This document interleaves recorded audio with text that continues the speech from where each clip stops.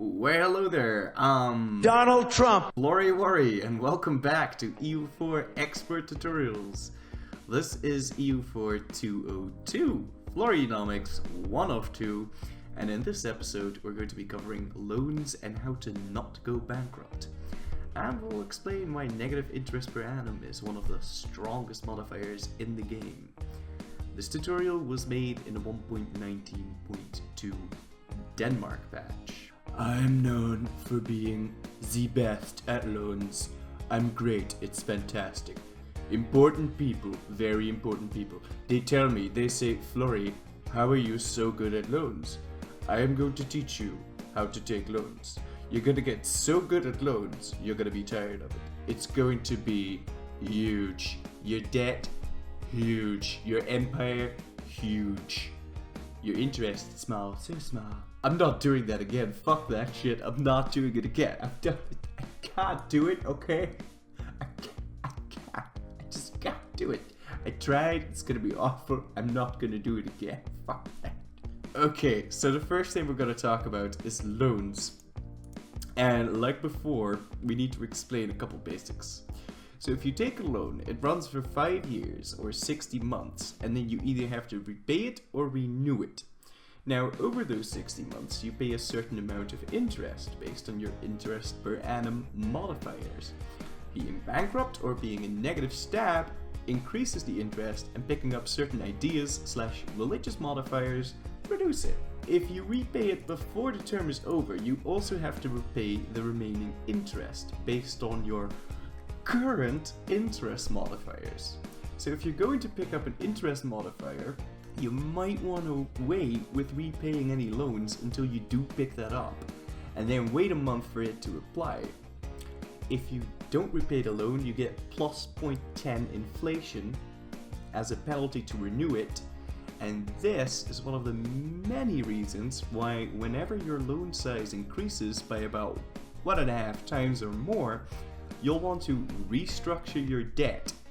You want to take loans to pay off loans, so you have fewer loans. Fewer loans means fewer plus 0.10 inflation ticks every 5 years. I have the best words. What determines loan size? Well, loan size is about half your total development, and then it gets modified by diplomatic technology that gives trade efficiency.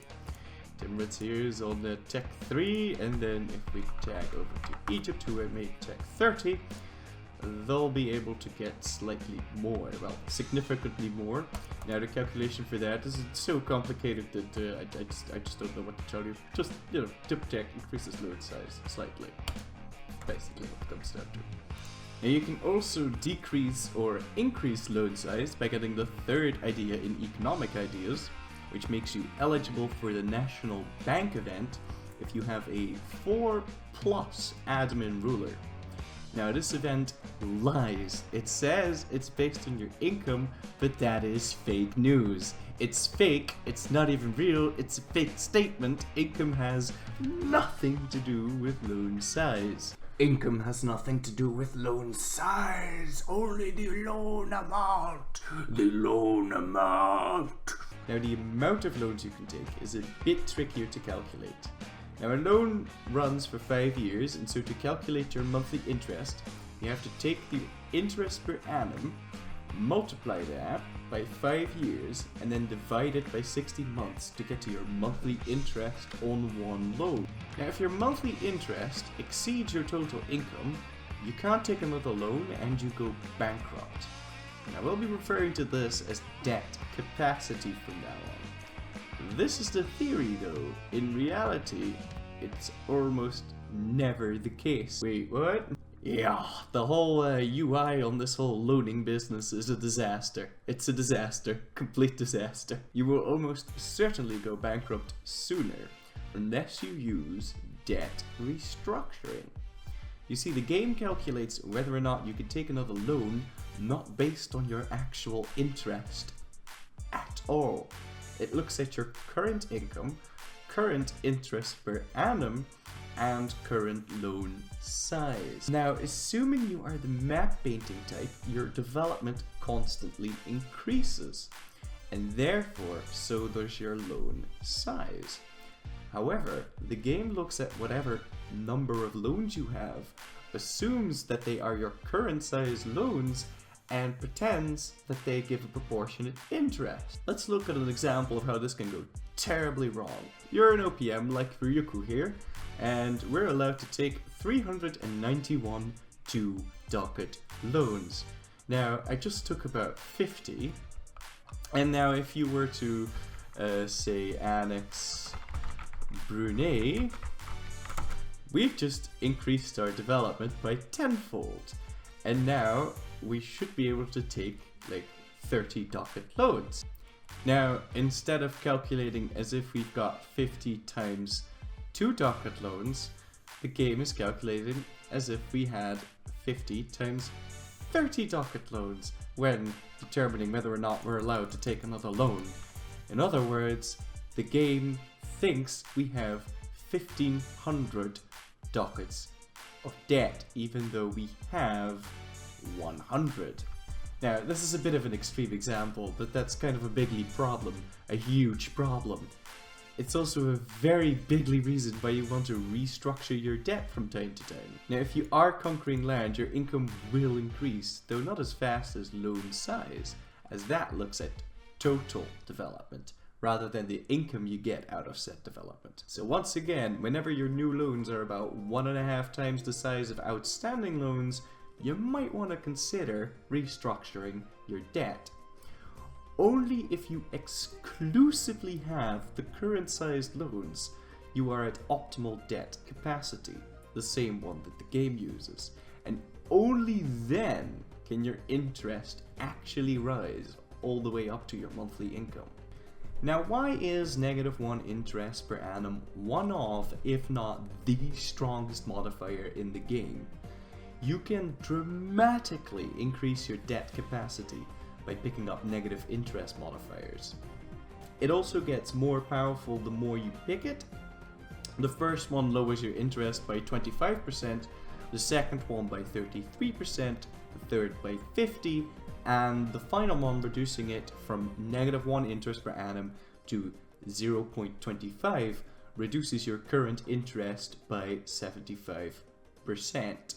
Now, the total interest reduction per month is complete bananas. If you had a debt of 150 dockets and no modifiers, you would pay 500 dockets a month interest per month. If you picked up all the modifiers, you pay 500 times 0.75 times 0.667 times 0.50 times 0.25, equaling 31 dockets. From 500 dockets a month to 31 dockets a month. Now, any country that's either Catholic or Hindu can get to 0.25 interest, with the ideas economic plus admin, a policy from trade and innovative ideas, and getting usury forgiven from the Pope as a Catholic, or grabbing the Ganga deity as a Hindu will net you the final -1 interest. Now, there's also events like the one the Dutch get for -1 interest, and a couple of national idea sets that reduce interest, so you won't have to pick trade and innovative. Now, the debt capacity increase when you stack this up is insane, ridiculous, fantastic, huge.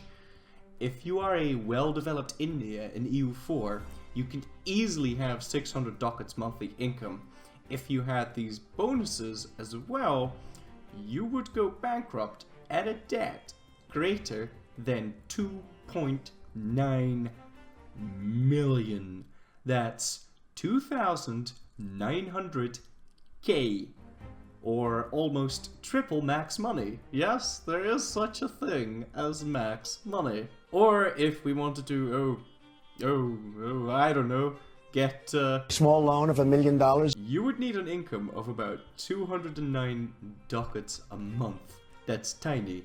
So tiny. Now, a fun thing to note is that if you have an interest of 0.25, you can take loans to build manufactories, which increase your income more than your interest increases. So you can take loans, and build manufactories, allowing you to take more loans, allowing you to build more manufactories, allowing you to take more loans and more manufactories and more loans and loans and loans and loans and money. Now, should you find yourself in a position where you don't have any more building slots, you can hire mercs and make the bankers pay for it. You are almost literally bottomless, so you could just hire mercs, send them at the enemy. Suppose you only kill 1% of the enemies, and you can just, hire new ones, attack again and again and again and again and again until you've completely outbooted the enemy. Now, if you use this in multiplayer, you are a bit of a scumbag, but you are also quite literally unbeatable. The only way I've ever managed to go bankrupt whilst at 0.25 interest was by, because I wanted to go bankrupt for a specific playthrough, was to take loans whilst I was already at max money here, because you get extra debt, but you don't actually get any extra money, and then somehow finding a way to spend 1 million ducats. Alright guys, that was this week's episode. Join us next week as we'll talk about how to use the laws of this country, this game, to go bankrupt and be fine. It's gonna be great, it's gonna be fantastic. As well as learning how to drain the swamp and actually make money from rooting out corruption, or make hordes great again. Hashtag Muka. Alright, so I was gonna talk about debasing and bankruptcy in this video, but that was gonna be way too long, so that's gonna be next week.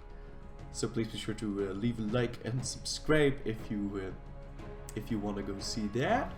Now you can click to the left of me for last week's episode on how to deal with coalitions, and to the right on bankruptcy and how to make money from rooting out corruption. I wonder how that works. How do you make money from?